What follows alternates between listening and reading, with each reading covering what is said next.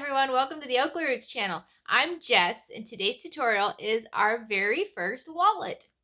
So I'll be honest, I've been a little nervous to make a wallet. Wallets are smaller, but they take a lot of precision, right? Everything has to be measured out just right. So today we're going to do a less complicated wallet. Today's tutorial is going over the Della by Swoon. Now this is a great wallet because it does use just 2 zippers on the top, a couple of snaps on the side, and then some slots in the middle. It's a pretty basic design, but I did struggle with it. This was my 3rd attempt, and I'm going to show you my first attempt in just a minute. And during my struggles, I actually ended up changing up the pattern just a tiny bit, just tweaking a couple places. So today I'm going to show you how to walk through the pattern, but I'm going to be throwing in my adjustments, and I'll show you what those are in just a moment. So before we get started, if you haven't already subscribed, please consider clicking the subscribe button down below. If at any point you like this video, please give it a like. Any questions, suggestions, anything at all you want to say, just leave them in the comment section down below. The first comment down below from me will be pinned to the top of the comment section, and it will have timestamps for every single step of the tutorial. So if there's just one particular step you're stuck on, click on the timestamp and it's going to take you straight there in the video. So come take a walk with me through my Della journey. This was the first attempt. Now, when I hold it like this, it sure does look cute, doesn't it? Except it doesn't close. Now, I will admit, this one was my own error. I sewed it on backwards, but this tab, it doesn't quite reach. Now, I am using kind of a thicker vinyl right here with the stripe piece and the tab pieces,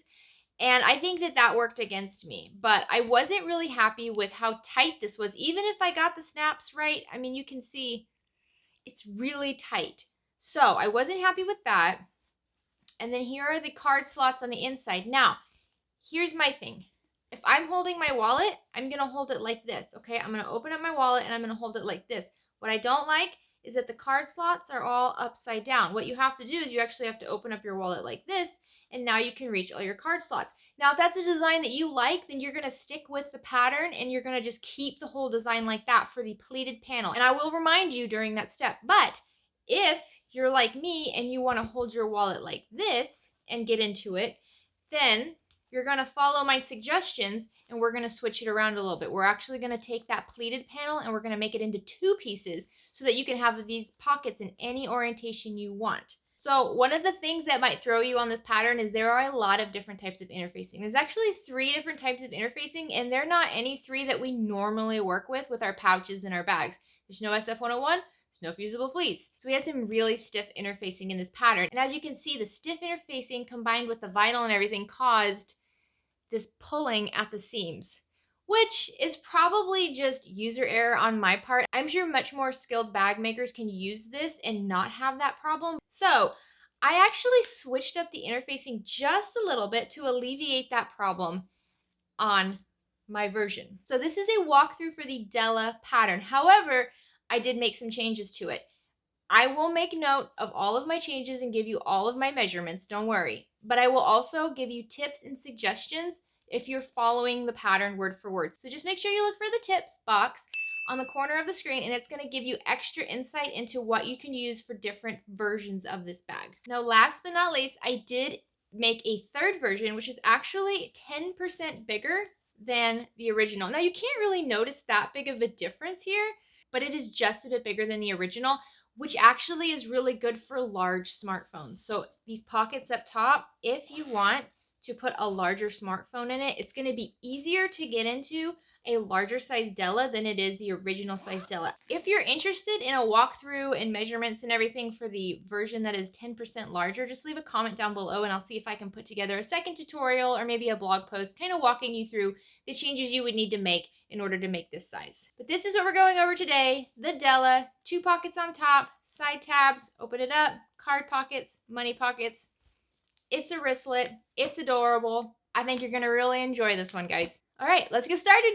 So to make this bag, you're going to need a variety of different things. You don't need a whole lot of fabric. You just need a lot of different types of interfacing. The first thing you're going to need is a fat quarter of exterior fabric. Now I'm using quilt cotton. You could also use a cotton canvas. You're then going to need 1 yard of lining fabric. This can also be quilt cotton. Now in the pattern, she suggests using the lining fabric for the stripe right here in the tabs.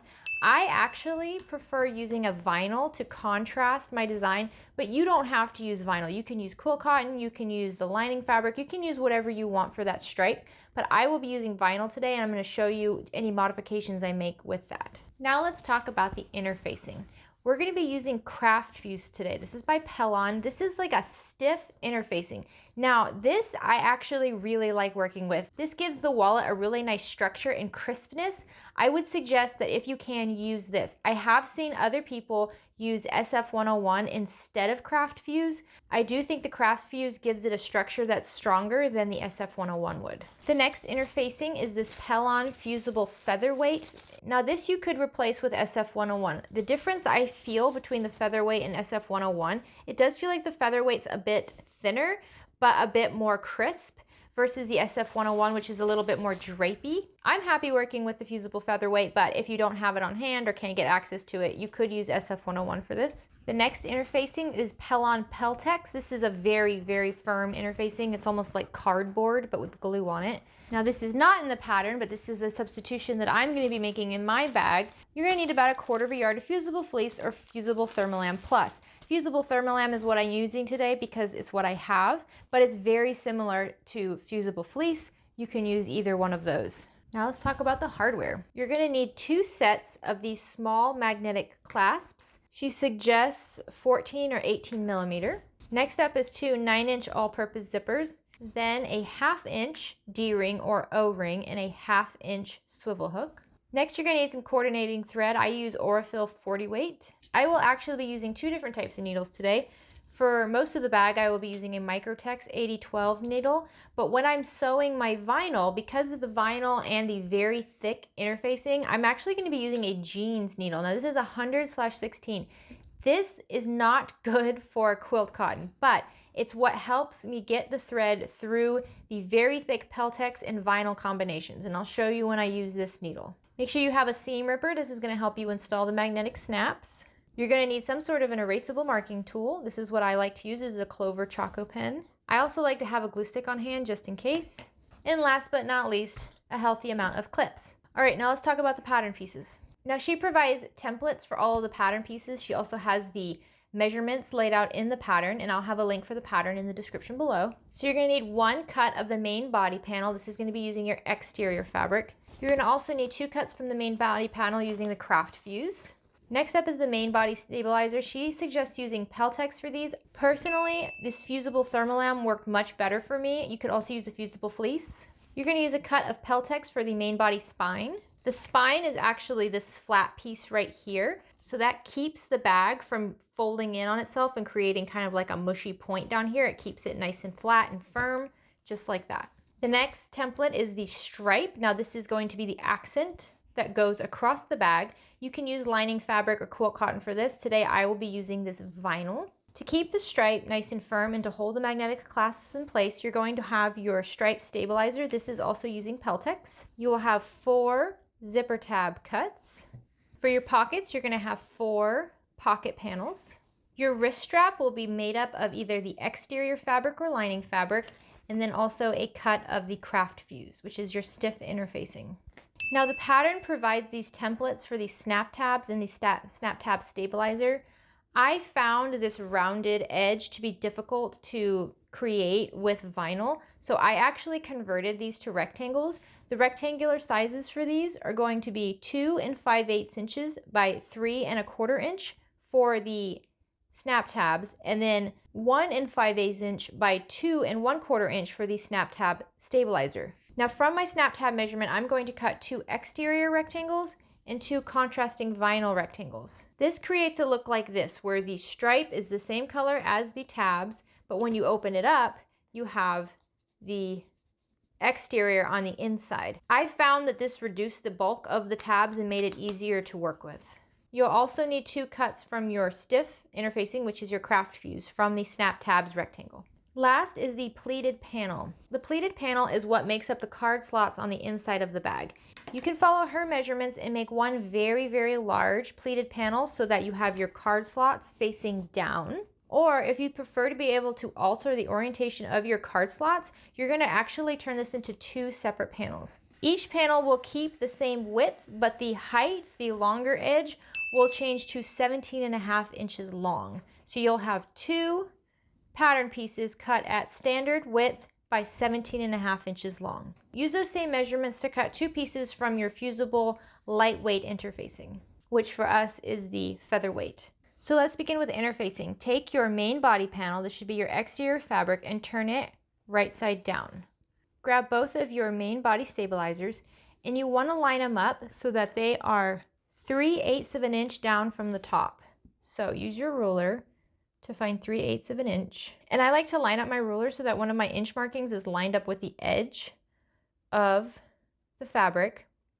So this is 3/8 of an inch down, and then they need to be 1/2 of an inch in. So just line up your interfacing with the 1/2 inch mark on the left side, and it should also be 1/2 of an inch away from the opposite side. This is how you know it's lined up properly. Now, if you're using fusible thermolam, fusible fleece, or peltex, all 3 of those fuse best when fused from the other side. So instead of putting your iron on top of the interfacing, you're going to take both of the pieces, keeping them together, flip them over, lay it down, and fuse from this side. I find with fusible fleece and fusible thermolam that if I keep my iron in the same place for too long, the fabric tends to wrinkle and shrink up. So if I just kind of keep my iron moving, not pushing hard, I'm not trying to stretch my fabric, but I'm just trying to get that glue to melt. Flip it over, check your edges, everything should be fused down. Now you're going to apply the other main body stabilizer to the bottom of your main body the same way. 3/8 of an inch from the end and 1/2 of an inch in from either side. If you struggle to keep this interfacing in place whenever you're flipping it over, go ahead and grab a glue stick and then just glue some lines on the back of your interfacing gently, and that will just help keep it in place while you flip over your fabric. Grab both of them together, flip them, smooth it out a little bit, and then grab your iron and just run it over your fabric. Once you have your main body stabilizer attached, you're then going to attach your main body spine. This is that peltex firm interfacing, and we're just going to center it right in between the main body stabilizers. Again, this works best if it's fused from the opposite side, so if you're having trouble keeping it in place, just use your glue stick.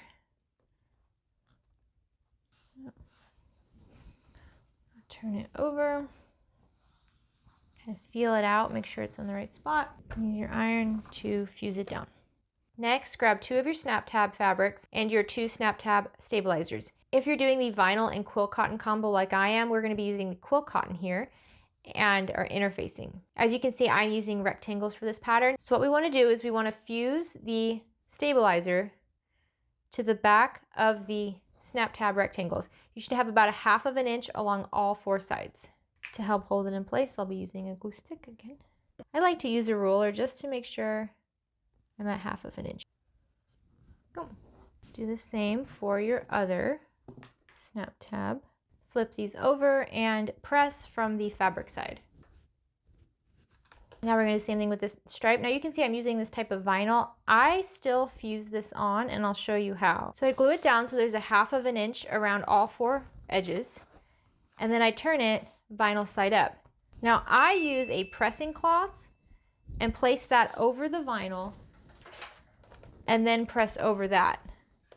I have not had a problem with my vinyl warping or melting in any way. I would be very careful with this method. So before you do this, I would test it out with a scrap piece of the vinyl you're going to use first, just to make sure it can withstand the heat of the iron. Again, I don't place the iron directly on the vinyl. I'm placing it over a pressing cloth. And there we go. It's now adhered to the vinyl. Also, I'm not too concerned with this being perfectly adhered because we will be folding these down and top stitching them, which is going to help keep them on here. So if you would prefer not to fuse your peltex to your vinyl, you can just hold off on this step, and later you will be top stitching the vinyl around the peltex. Now grab your main body piece with your different interfacings fused onto it, and grab a cut of your main body craft fuse, and we're going to fuse this on over the stabilizer, just like this.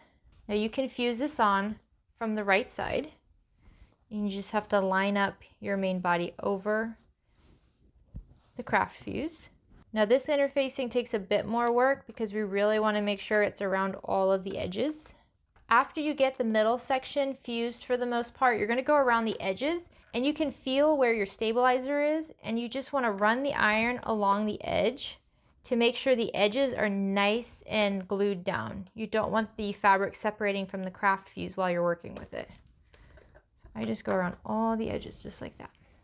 And then I'll also go around the spine, and I'll use the tip of my iron to just really press in there between the fusible thermolam I have up here and the peltex spine to create this nice little ditch in between them.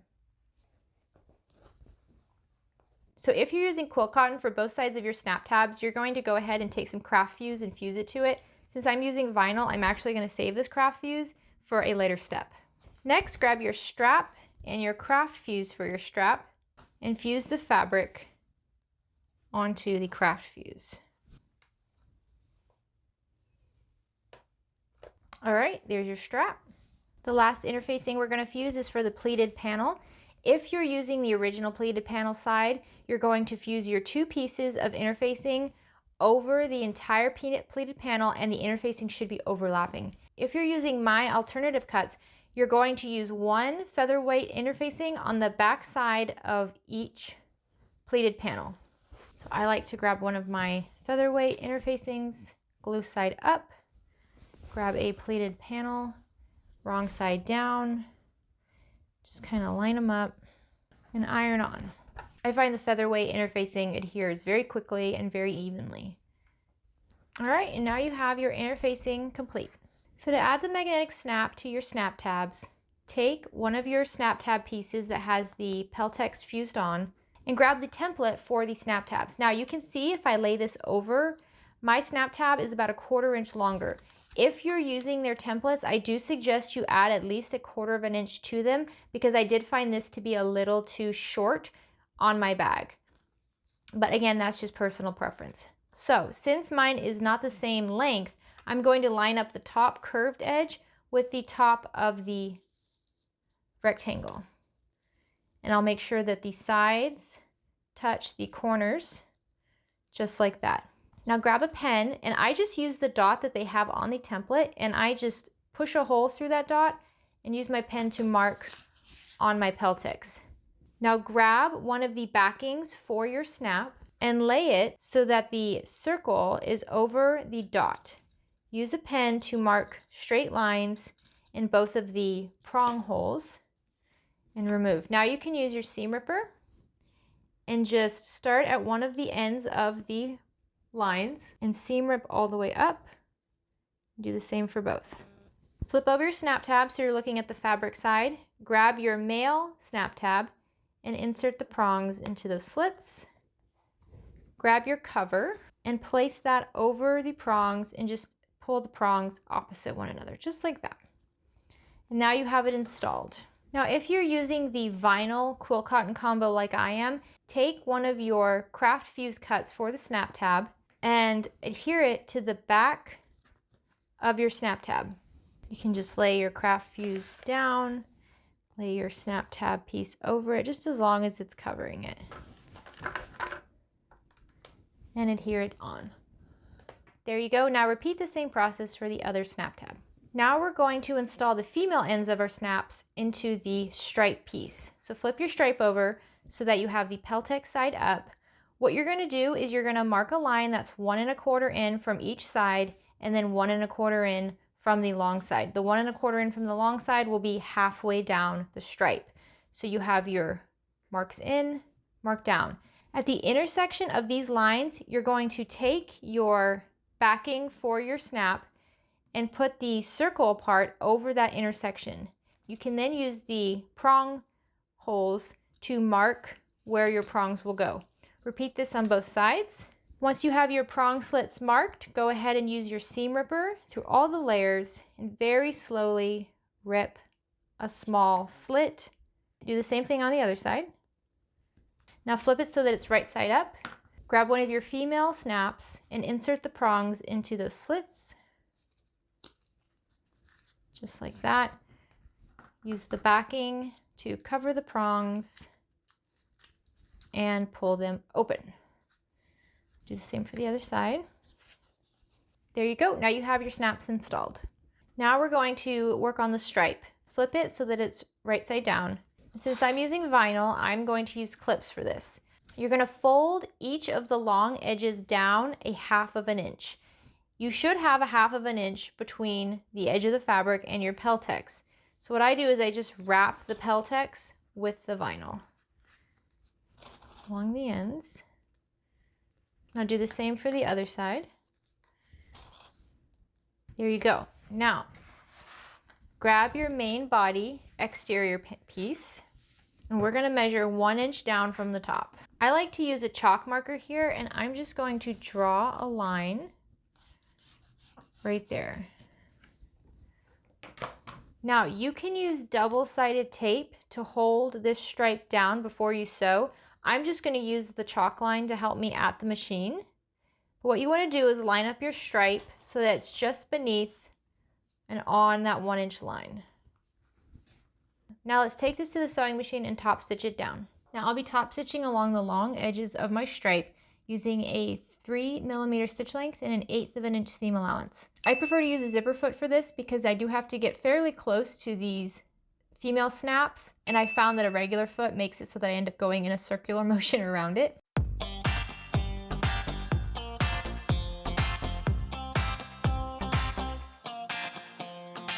Once you've reached one end, go ahead and flip it around and attach the opposite side the same way.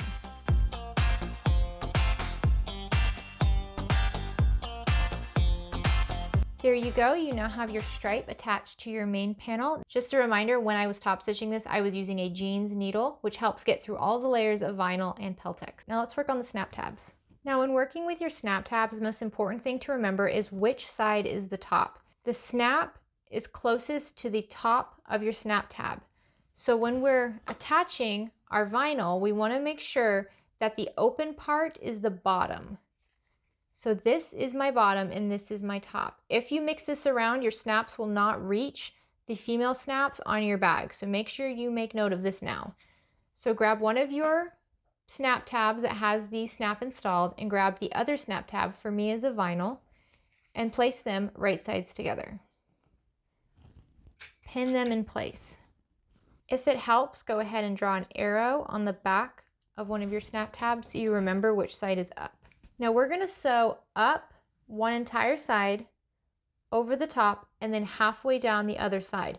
Make sure you backstitch really well at the beginning and the end because we will be flipping this out before we finish it. Your goal here is to sew right up against the stabilizer but not over it.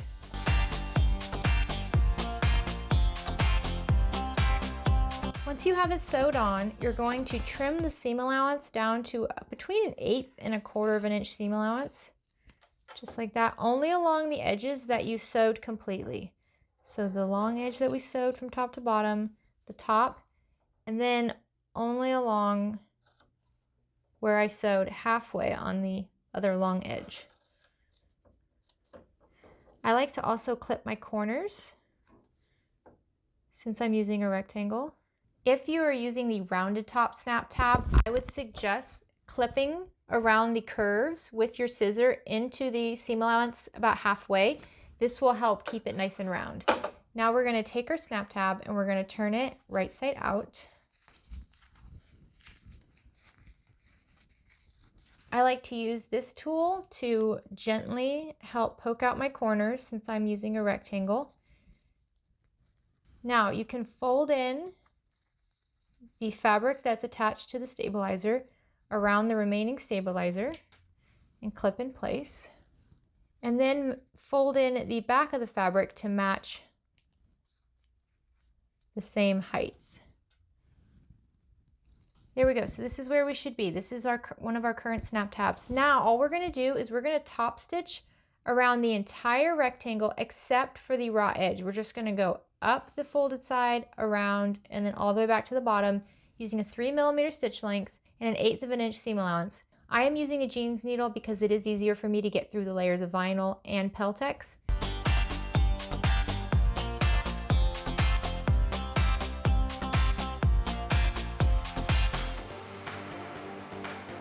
There you go. As you can see, I am not the best at making the straightest lines. This is where coordinating thread is going to be your friend. If you have a contrasting color, it's going to really stand out if your lines aren't perfectly straight and even. If any of you guys have tips for keeping really nice, even lines around the entire edge, please leave them in the comment section down below. I know I could definitely use them. So now repeat the entire process for the other snap tab.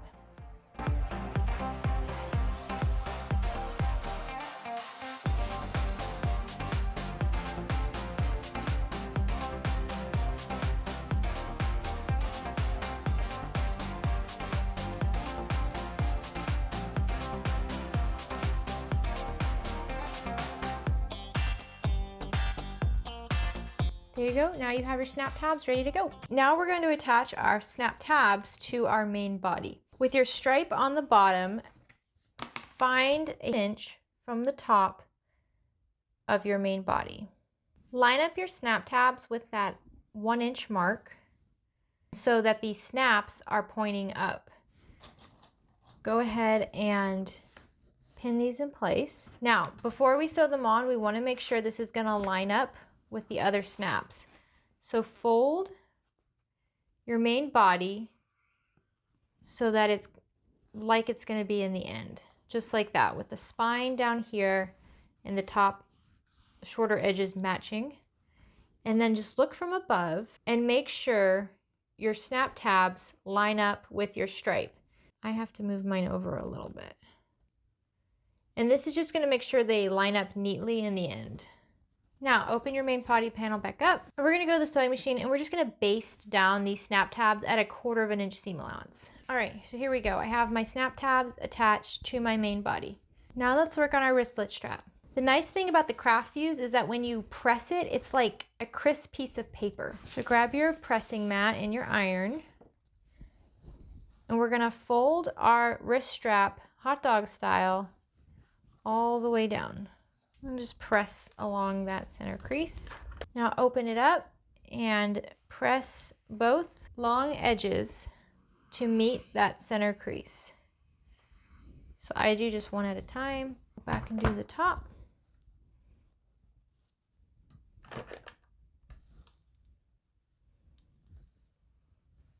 If you actually, while this is hot, if you put it underneath something heavy, like a pressing mat or a ruler, and then let it cool for just a moment, it will cool totally flat.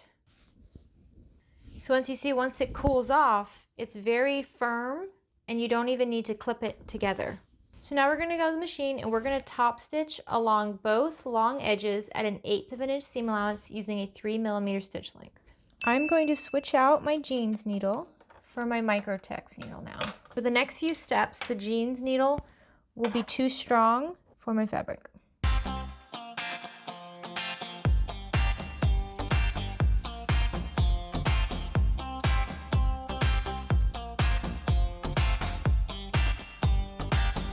So grab a ruler and you're going to cut off 3 inches from this strap. Take your D-ring and insert your strap connector onto the flat side and fold so that the raw edges meet. You can go ahead and clip these together. Now grab your zipper foot and stitch a line as close to this D-ring as possible without actually hitting the D-ring. I like to give it a back stitch as well.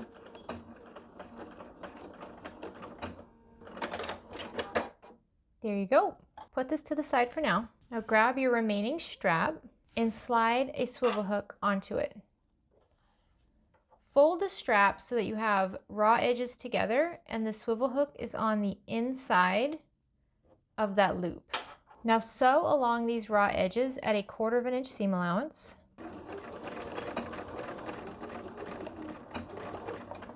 Now trim this down to 1/8 inch seam allowance. Flip the strap so that this seam is on the inside. And that should also bring your swivel hook to the outside. Grab your swivel hook, move it all the way to where your seam is, and kind of nestle it in there. Just like that. Now we're going to sew a line as close to the swivel hook as we can between both layers of the strap. Give it a good back stitch here. There you go. Now you have your strap and your strap tab ready to go. Grab your main body panel and your strap connector, and we're going to line up the strap connector with that middle spine. So just find the middle spine on your panel and clip it in place, just like that. So when you fold it, it should be right along that middle area. Now take this to your sewing machine and just baste this on at 1/4 inch seam allowance. You can use a 3mm stitch length. Just go over it so that this doesn't move around while we work with the rest of the bag. Once you have that attached, you can go ahead and put these to the side. So now I'm going to show you how I do my pleated panels. I'm going to be doing one panel at a time.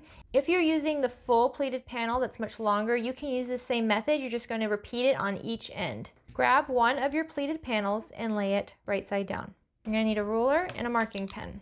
Now let's draw some lines. From one edge, measure 2 1/4 inches in. Next, measure 1 3/4 from this line, from your first marked line, and draw another line. The second line should be about 4 inches from the end. After that, measure 2 1/2 inches in for the next line. The next line is going to go in 1 3/4. After that, this line will be 2 1/2 inches in. Your next line will be 2 3/4 inches in. Now, some of these will be hills and some of these will be ditches. Starting at your first line from the left, make a little arrow that points up. This marks a hill. And I'm going to mark this on every other line, just like that. Hills mean when we turn it right side up, we're going to pinch the wrong sides together along that line. It means on the right side, this will be a crease. So I like to use clips and just clip right on those lines. I like to have it all laid out before I do any sewing so I can see exactly how it's going to look. There you go. So the next line is a ditch, so we're going to finger press this so that the right sides are together, just like that.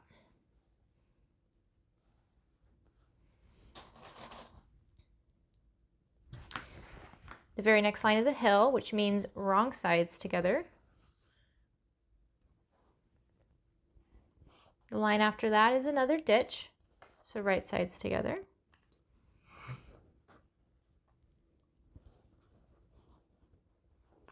And now you have your last hill.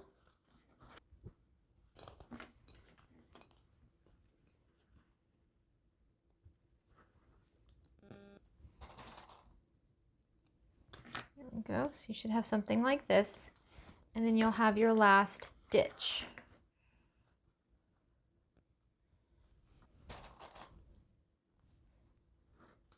All right, so when we flip the whole thing out, this is how it should currently look. So from the top of your last hill to the edge of your pleated panel should be about 1 1/4 inch.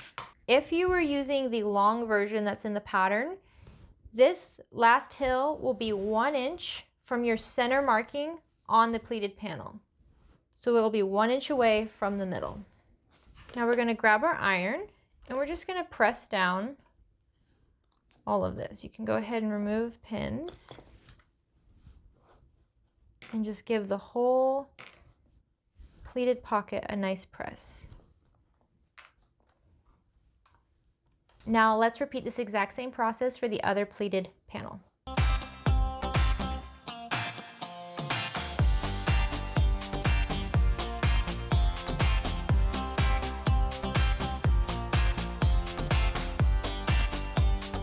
Once you have your pleated panels pressed, we're going to go to the sewing machine and we're going to top stitch along every single hill. So each panel has 3 hills. We're going to top stitch at 1/8 inch seam allowance using a 3mm stitch length. If you are using the one large version, you're going to do the same thing, top stitching all of your hills at 1/8 inch seam allowance. You should have 6 hills total. So when you top stitch the hills, the most important thing to remember is that you don't want to sew through the fabric that's behind the hill. You're only going to be sewing right on the fold. So move that fabric out of the way.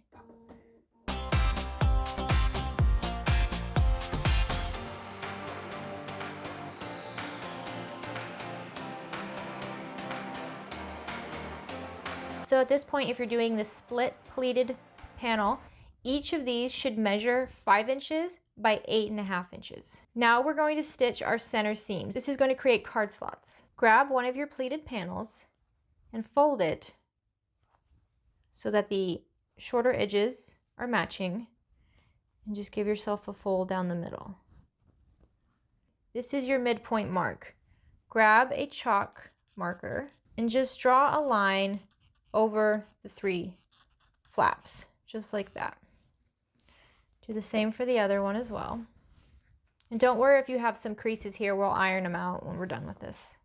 All right, so what I like to do before I go to the sewing machine is make sure my block is all squared up. I don't want it shifting around a bunch. I'm just gonna pin the side just like this on the bottom. Now let's go to the sewing machine and stitch our lines. You wanna make sure that the back is not involved in this. So you're gonna pull it all the way up like that so that the third hill is spread out.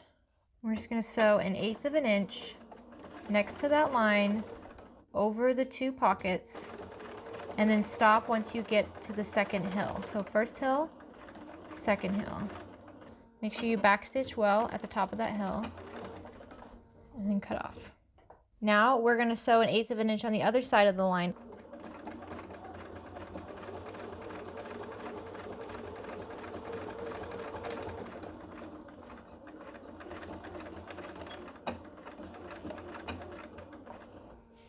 Okay, so now we'll do the same for the next pocket. Go ahead and open it up so that the top hill is spread out. And sew 1/8 of an inch on either side of your line.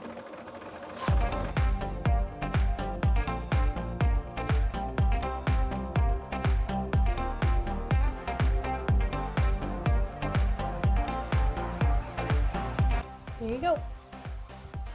So now both of your pleated panels should look like this. If you're using the single pleated panel, it should look just like this, and it should measure 9.5 by 8.5 inches. Now we need to attach these 2 together. Now you can attach them in any direction you want. I like them to be facing up when I open my wallet, so I am going to attach the bottom of the pockets together just like this. So I'm going to lay them right sides together, and I will line up the bottom raw edge where my pockets are. And now I'm going to go to my sewing machine and I'm going to sew them together at 1/4 of an inch seam allowance. So once you have your 2 panels sewn together, I like to press open the seam allowance. So first I'll just finger press it open, and then I'll grab an iron and just go over it. And if you have any wrinkles from when you pressed them, from when you folded it in half, you can press those out now. So now this should measure 9.5 by 8.5 inches.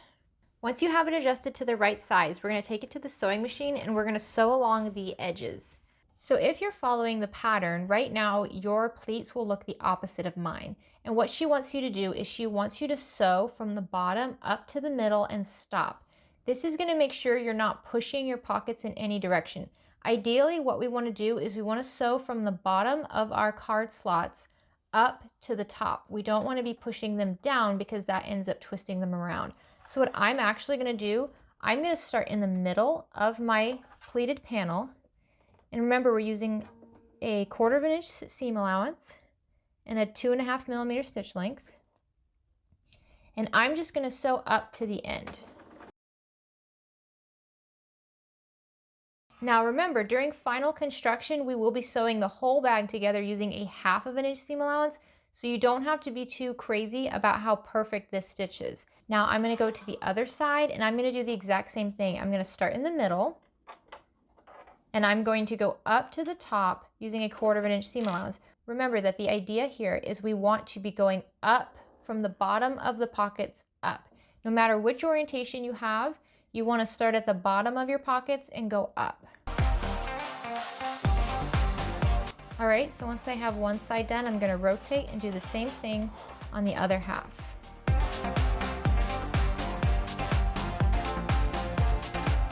There we go. Now your card pockets should be perfectly in place.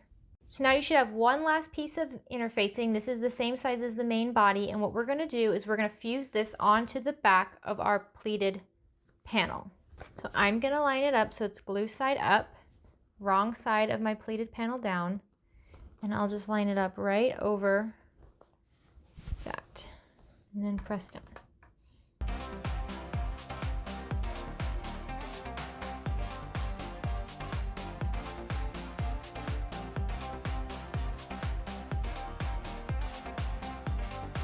Now the inside of your wallet is complete. Now we're going to be working on our zippers. Grab your 4 zipper tabs and press them wrong sides together, short sides lined up together. Now take one of the shorter edges and line it up with that center crease and press. Do this for the remaining 3 zipper tabs. Now grab one of your zippers and we're going to work with the end where the stopper is. Take one of your zipper tabs and lay it so that the folded edge is going in towards the middle of the zipper, and that bottom raw edge of the folded side is lined up with the zipper stop. So pretty much what you want is this folded edge to be on the inside of the zipper before the zipper stop. And then just pin it down like that. Do the same for the other zipper. Now let's take this to the sewing machine and sew it down. We're going to sew these on at 1/8 of an inch seam allowance from the fold, and I'm using a 2.5 millimeter stitch length.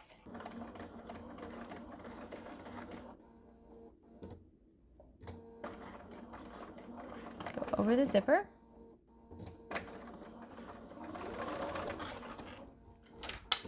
Do the same for the next zipper tab.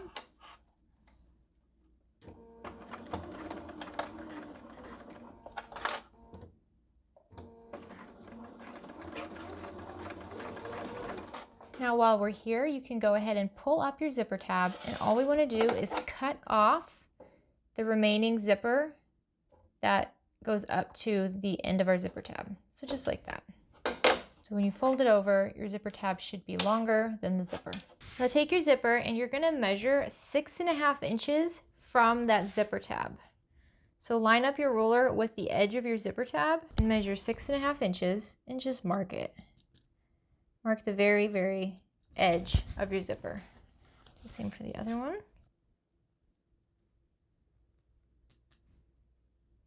Now all we have to do is clip on our other zipper tabs onto that edge. First, make sure your zipper is between the edge, the zipper tab and the marking.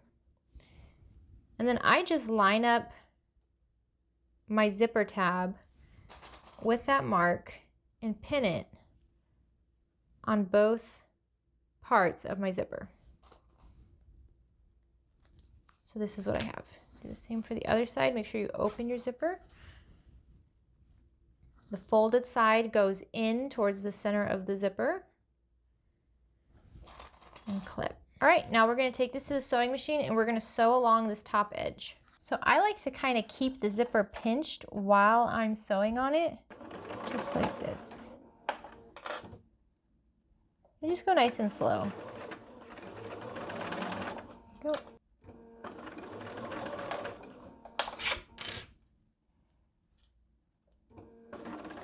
And I just keep an eye on my markings and make sure I'm lining up my zipper tab with that mark as I sew. There we go. Once again, we can lift up this zipper tab and cut off the excess zipper. And now our zippers are ready to be installed. Now grab your outer panel and take one of your zippers and make sure that the zipper pull when closed is over on the same side as your strap connector. Lay it right side down along the edge of your exterior panel and clip in place. You can clip the bottom one as well. Again, making sure the zipper pull when closed is on the same side as the strap connector, and clip it in place. Now we're going to take this to the sewing machine and we're going to sew down these zippers at 1/4 of an inch seam allowance using a 2.5 millimeter stitch length. Make sure you're using a zipper foot for this. Make sure to lift up your presser foot and move your zipper out of the way, and then continue sewing. Rotate and do the same for the other side.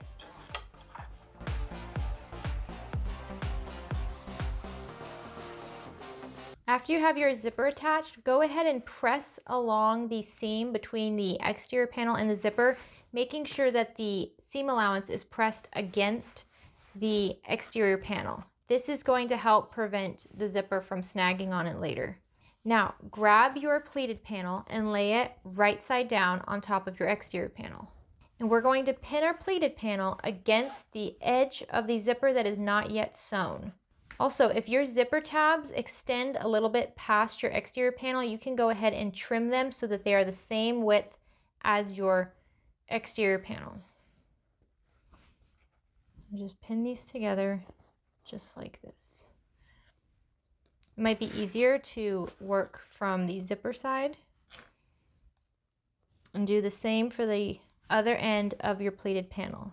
Just attach it to the raw edge of your zipper. All right, now we're going to take this to the sewing machine and we're going to sew along these edges at a 1/4 inch seam allowance. I'm using a zipper foot. We're going to do a 2.5 millimeter stitch length.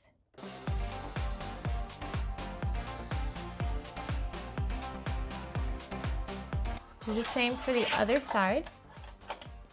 Make sure your zipper is about halfway in between. It'll make it easier to move as you sew.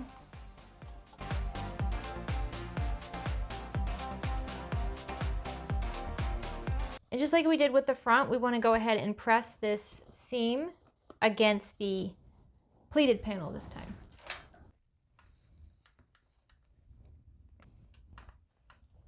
Now let's add our pockets. Grab one of your pocket panels and lay it right side down against the wrong side of the zipper. It doesn't matter if it's attached to the exterior or the pleated at this point. Just lay it against one raw edge of the zipper, right side against wrong side, just like that. Now we're going to go to the sewing machine and we're going to stitch over our previous stitches on the other side of that zipper. Once again, 2.5 millimeter stitch length, zipper foot, and we're just going to sew right over those previous stitches.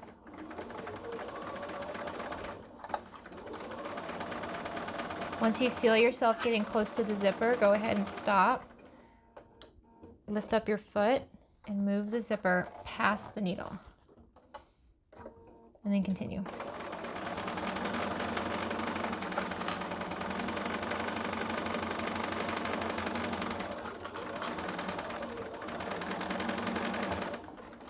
Now once you have that attached, go ahead and move that zipper out of the way.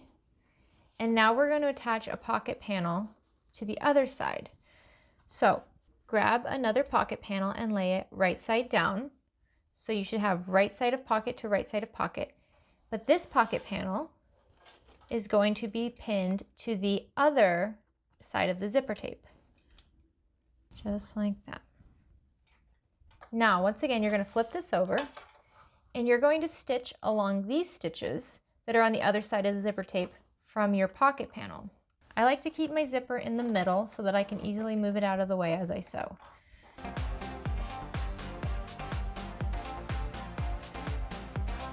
So now you should have your 2 pocket panels attached to either side of your zipper tape for one end. We're going to repeat this process on the other zipper.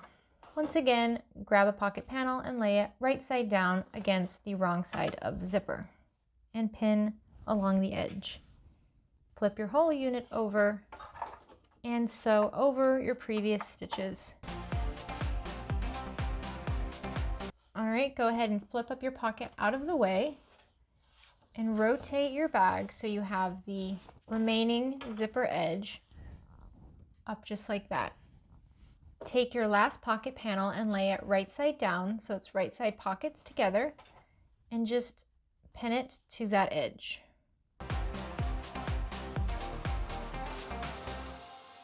All right, before we move on to the final steps, let's just go ahead and give our pockets a good press so that we don't have to worry about them getting jammed in our zippers. Pull your pocket away from the zipper and then just press with your iron. We're going to do this for all 4 pockets. Since we're not top stitching these zippers, we need to make sure we keep the fabric away from them as best as possible. All right, for final assembly, lay your unit out so that your pockets are pulled away from the zippers and you have your main units in the middle.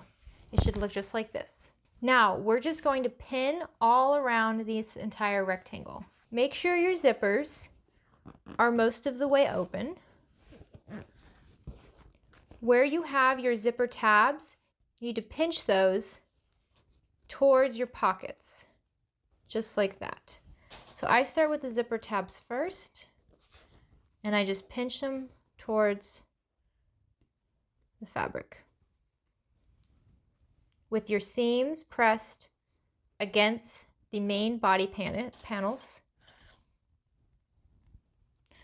just like that. So do the same for the other side. Fold your zipper tab towards your pocket and press the seams against the main body.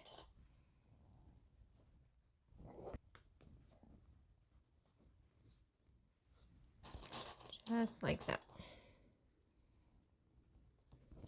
All right, and then I just continue going around the entire rectangle, clipping everything together.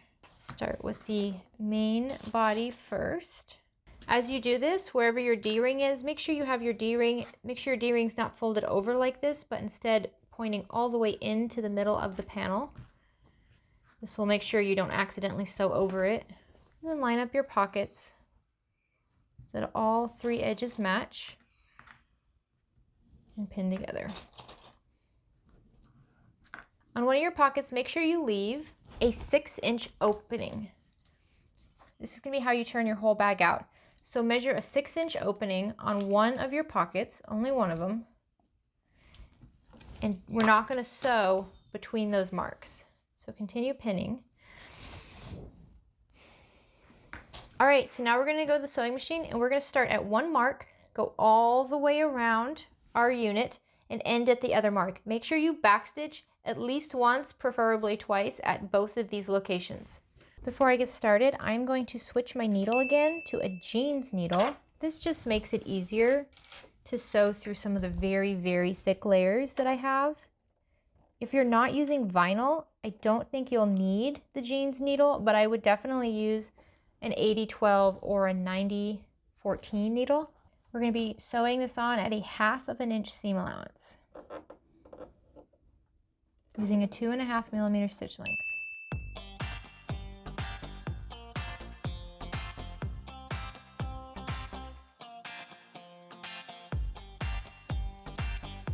You should be using a zipper foot to attach this, since you do have to get kind of close to those magnetic snaps.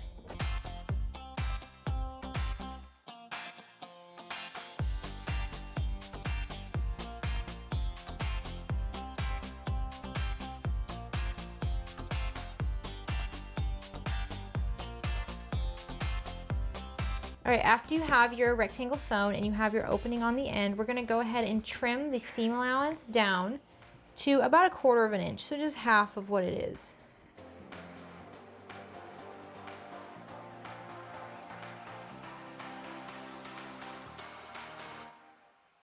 Once you have it all trimmed down, you can go ahead and turn it right side out. This is a little tricky. I like to start towards the top and turn there instead of turning from the bottom. Before we close up the hole in the other pocket, let's give the whole wallet a really good press. Make sure you're careful not to get your vinyl, but turning it does cause that interfacing to crinkle quite a bit, so just press it really nicely.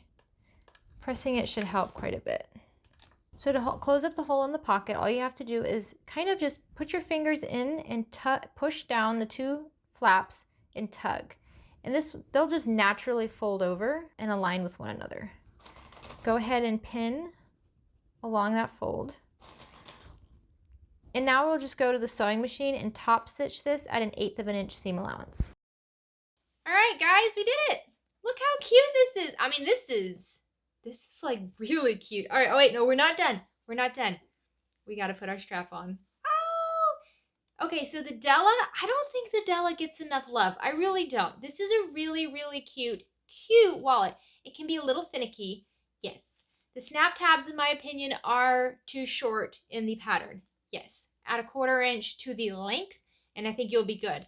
But this, like, this is chic, right? So like I said, I changed the orientation of mine because if I'm using this on day to day, so if I'm out and about and I am just wearing this and I need to grab a card, I'm going to open it up like this.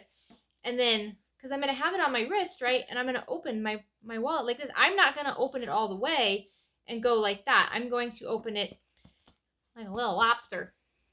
So I like my cards to be face up so that I can easily grab my cash, grab my cards, do whatever I need to do. So here is the phone case for my phone. As most of you know, I use my phone to film my videos. So I can't show you putting my phone in here, but I'm going to take my phone case. And this is a pretty big, let's see, I have a Galaxy S10 Plus. I don't know. It's a big phone. But this is the case, and I'm going to see if I can slide it in here.